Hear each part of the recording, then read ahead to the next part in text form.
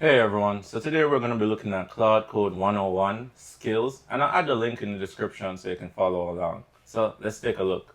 So as you see here, there's not much of an article to really read this time, so we're going to be really just watching the video.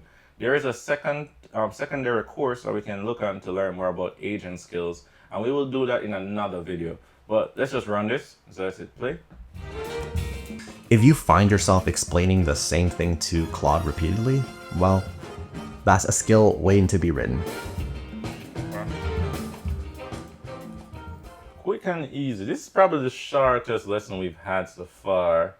But yeah, real detailed. So that was Claude Code 101 skills chapter. And in the next video, it will be about MCP in Claude Code. Let's just do a quick read on what this is. So MCP, Model Context Protocol, is an open standard that lets Claude Code connect to external tools and data sources.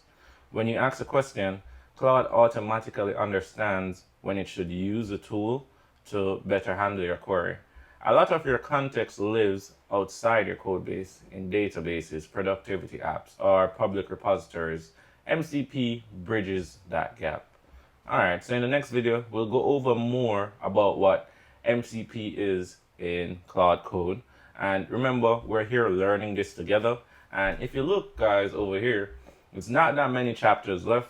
Once you do MCP, we will have hooks, and then we'll have our course quiz. So stick around and let's learn this together. You're here with a nerdy Yardie. I remember the motto: anyone can learn anything with time, practice, and failures.